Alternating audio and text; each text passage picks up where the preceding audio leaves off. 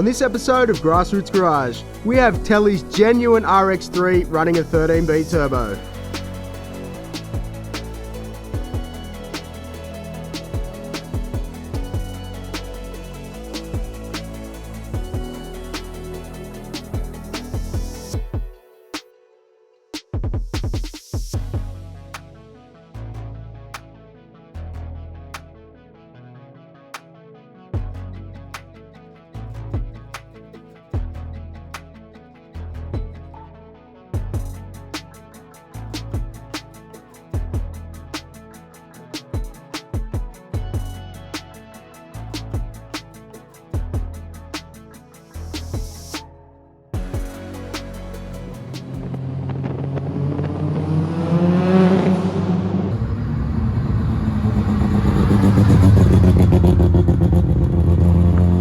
Look at this cracker of a car. It's Telly's car. Telly, thanks for your time, man. Thanks, brother.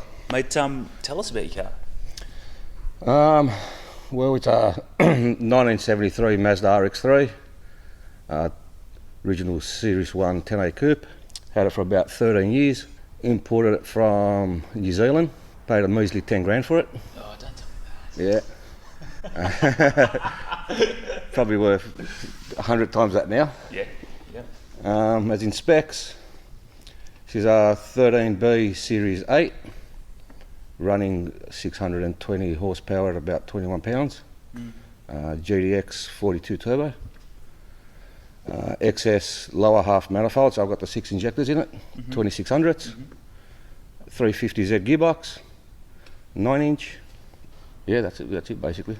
So would you categorise that 600? You were sort of saying with those 6 injectors, 600's not even really sort of pushing this thing? Nah, nowhere near it. No, she's got another 100 horsepower at least in it. Yeah. We're leaving this in. This stays. It's my engine builder. Yeah, Rob. Best engine builder, this bloke. We should put you on speaker and get you to give us the specs of the engine. Rob, you're on loudspeaker. Can you give him the specs of the engine? No, mate, it's top secret. All good, man. All right, brother. Thank you. No problem. Bye. Cheers, John. He's bridge ported it. It's got psycho seals. All side seals are Mazda. GDX 42. XS lower half manifold.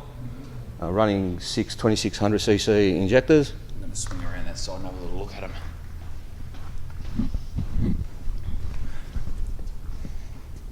Right, that's them right down the bottom. Yeah, you got 4 down here and 2 in the centre. Okay, yeah. And they're all 2600s? All 2600s, they're staged. So you're never going to run out of fuel? Never run out of fuel. I got a MrEnforcer modular cooler. Yep. So radiator and oil cooler and intercooler. So that's something he does at his shop, sort of. As That's something he does at his shop. Yeah. And the way he does it is you don't have to cut into the car, so he scallops the radiator. It's got a 128 rear on the turbo, but the way he's set it up, because you haven't got much pipe, it's not that laggy. Oh yeah, it's right there, isn't it? Yeah. She does have a little bit of lag, and that's why the missus and the kids have decided to call her Lagatha. Lagatha, I love that. Well, it's a lot of housing, isn't it? It's a It lot is. of turbo to It is. up. Yep, love that. And you can see here, I'll cover this off. Original Rx3. Yes. The interior, standard interior. I didn't want to go leather because I wanted to keep all the embossing and stuff that's pressed into it. Oh, isn't that great? What It's a great actually little feature. It's actually done by Planet Trim, and he's used vinyl that from a Mercedes. So if you feel it, it almost feels like leather. Yeah, got ya. That's cool. So I kept it full stock. It's got a full cage in it with the front half removable. I'm just looking at that. That's really cool. So that's a little. You put that on as a little protector. That's your side. Well, what's happened from launching it too many times? It ended up digging into it a bit here. Oh yeah. So I've taken the sidebar and the other bar that goes across here. Yeah, and so when you're on the track, you bolt them back in. I can bolt them back in. That's magic. It hasn't gone down the track yet, but she will eventually. Yes, I love that. I've left the front cage in. I usually don't leave it in there, but nowhere for people to hold on, so at least they've got somewhere to hold on to. I love that. Yeah. And this paint, you're saying Custom Bodyworks has done that for you? Pro Street Bodyworks. All right, so the paint, you're saying Pro Street Bodyworks has done that for you? Yep, they sure have. So what made you choose them? Did you know those guys? Have you seen their work? I've had other friends that have done their car. They've done a lot of Rx3s. Nice. Yeah, their work's perfect. Yep. She's mini tub. Oh, doesn't it sit perfect? So she's got 17 by 11s on the back. So the plan is you are going to run it down, get a number for it? Yeah, I'm hoping to get in the 9s. Yeah. It's a manual gearbox. I've got the 2-step on it, I just haven't programmed it yet. Yep. She's got a big tank. Got the teacup lights at the back. Yep. I'm just going to step over this. This is probably $20,000 worth of parts on the floor. I'm just going to go the long way. So Enforcer made the tank for me, put it still in the same spot. Yep. Oh, that's awesome. Well, running E85, she'd choose a bit of fuel. So it's a 120 litre tank. And you've got, I like this, you've hardwired your trickle charger just so it's nice and Oh easy. yeah, it's always trickle charge when I've got it in the garage, you know. Dry cell batteries, you don't want it to go flat. No. So teacup lights, these are a bit of a rare thing, are they? I don't know much about them. Yeah, they are. Yeah, okay. The Venetian on the back here too. That's my favourite part. Yeah, same. Yeah, people go to me, oh, what put it on there? I don't know, it just looks the best, mate. Hides the cage from the back as well. Yeah. You know? Definitely. So yeah. I was actually lucky that it was in good condition when I got it. It had one little crack over here somewhere, but I managed to glue it. You can't really tell. Yep. But apart from that, yeah, that's the way it came. Yeah. And all the little features like the badges and things, a lot of guys, you know, were pulling them off 10 years ago. Oh yeah. But I'm loving to see them back on cars, you know. Like, I hate when they shave the rear. yes, well they shave a lot of, and like all this where it's a super deluxe here, like Yeah. they all went, but they're all back now. Oh, they're the best. Yeah. Yeah, 70s cars has badges like that, you know, it suits them. Yeah, definitely. So the cow tracks, so say you took it to the drags, you can adjust the height to give you better traction, is that Better right? traction, wheel clearance. The cow tracks will stop the tramping of the bouncing of the wheels. Sure. And what have you got in the front? Front of Mr. Custom coilovers made by MrEnforcer. Nice. Yep. And to pull it all up, I've got wheelwood brakes. Conversion, I bought the whole kit from Billet Boss. Oh yeah. So it's 5-stud Ford pattern. Beautiful. That means these Simmons would have come off a Ford at some point, have they? Believe it or not, these Simmons came off a GTR R32. Oh, with the Ford stud pattern? Yeah, because this one's got the same stud pattern. Oh, there you go. My mate owns Tempe tyres. Oh, how good's that? I went to school with him since we were little kids, you know. That's handy. So I just said, Sammy, I need to change the specs of my wheels Yeah. and just change the inners and outers. Magic. Yeah. How good's that? Yeah. Nice person to know, mate, I think. Oh yeah. And it's a Microtech, is it? It's a Microtech dash, yeah. Love that. And that's just his, Matt's sort of computer of choice, is it? No, I decided to go with the Microtech. Got ya. If you ask me, Microtech and Rotary go hand in hand. Yeah. Yeah. And the surround is from Pack Performance. Beautiful.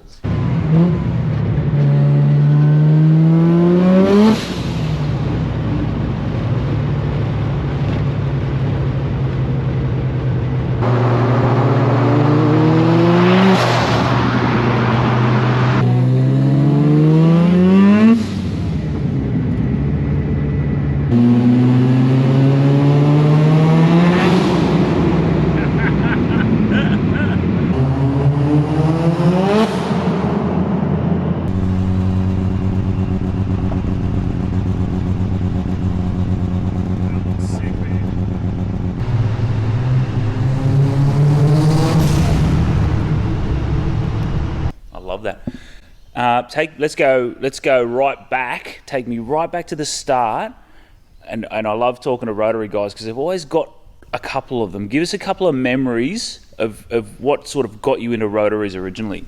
Well, my first experience in a Rotary was in Savannah. Was it really? It was when she was still R13B PP carby. Yeah. Jerry from RP Motorsports goes to me, tells, let's jump in my brother's car, I'll take it for a wrap. Took it for a quick thrash and I was hooked since then. Yeah.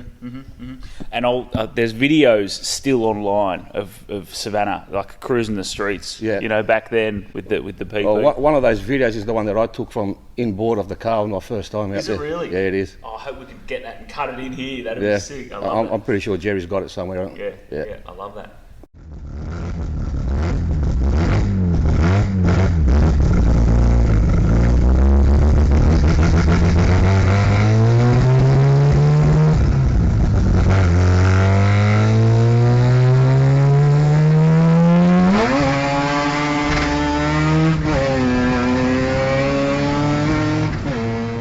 Tell us about some of the cars you've owned over the years. I've owned, well, from a young kid, I used to muck around with Geminis and Corollas. Did you? Yeah, because only cheap back then, you know. Yeah, Couple $100, just muck around.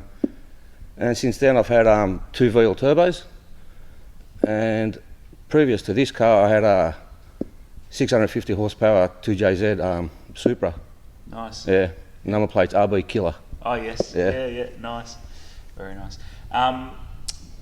So give us, when you had those old, like the Geminis and the Corollas and that sort of stuff, did you have a couple of memorable cars from back then as well?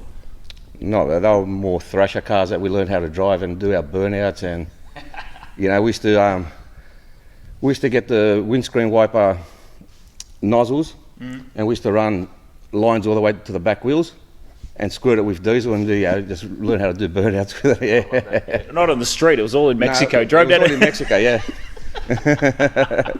I love that. Tell us about, so when you found this car in New Zealand, you were hunting for one, or did it just pop up? What happened? I was actually hunting for one. I seen what the prices were here in Australia, and I thought, no way I'm paying that much. So I was looking on Trade Me, which is New Zealand, like, how can I explain it? Basically a trading post in New Zealand. Came across this one in Gisborne. Applied for the import license. 5 weeks later, I was over there shipping it over. So you actually flew over to... I flew over, drove it from Gisborne to the local port, which is like 2 hours drive. So I got to drive it through the mountains, which was still stock. Yeah. It was a typical Kiwi car, Modgies. Modgies, yes, slammed on Modgies. Rear quarters cut with flares. Yeah? So yeah, these aren't the original quarters. I ended up getting a half cut and stitching them back in when the car got rebuilt from the ground up. I love that. Did it have the 10A in it? It had a 12A with a 4-speed. Yeah, nice. Prior to taking it off the road, I remember doing my best to try and blow that little thing up. It just wouldn't blow, eh? No. I love that. Yeah. Yeah. She was a tough little thing. So then you've imported it over. How is the import process? Look, there's a bit of a wait. You've got to fill out the correct paperwork. You've got to find somebody that's prepared to hold the car for you for that time till all the paperwork goes through. Once the paperwork goes through, it's a matter of just going over, finding somebody that will ship it over for you. At the time I was working for an import-export company, so it made it pretty easy for me. Yeah. And flew over, put in the container, and a month and a half later, she arrived. How good's that? The car's landed in Australia. You've given it a thrash around with the 12A for a while, and then was this was originally, this is where you wanted to head with it? Yeah. Well, the car was off the road for it took about 5 years to build this car. I already had it pictured in my head what I wanted it to look like, and it was just a matter of taking it to the right people to get it to where I wanted it. Any workshop I took it to done an excellent job, you know. Pro Street Bodyworks gave it a beautiful paint job. Isn't it immaculate? Yeah, a lot of people will ask me what colour it is. I refuse to tell them. Nice. But at the same time, if you pick the right colour, I won't say, I'll tell you, yeah, you're right. Okay. It is a standard colour. Really? Off a newish car or an older car? All I'll say, it's off a Lexus.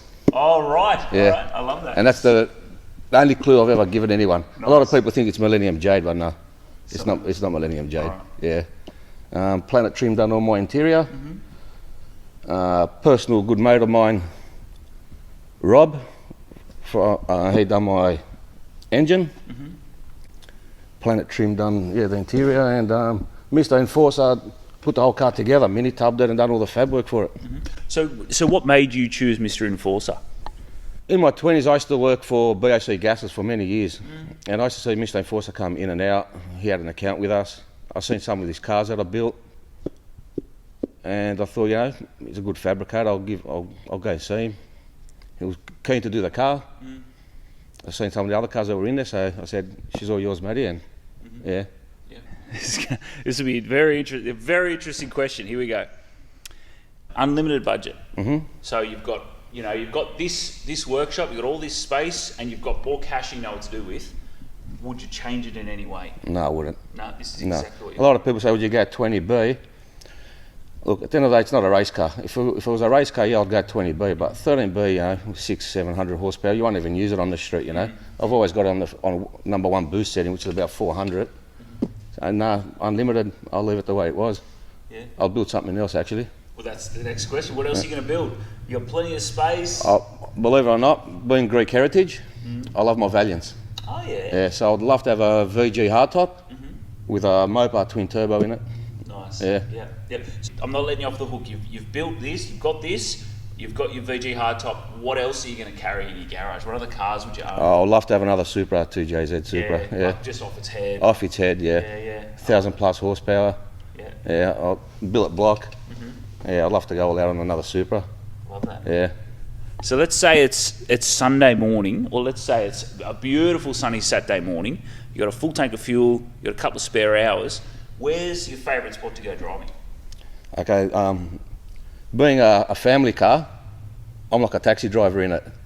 The missus and the kids dictate where we go, and I just drive, and off we go. We'll go for a good drive. Yeah.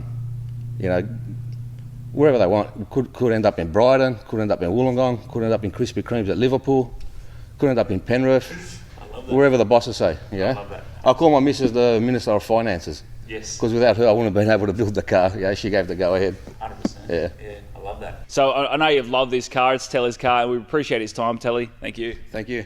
Legend.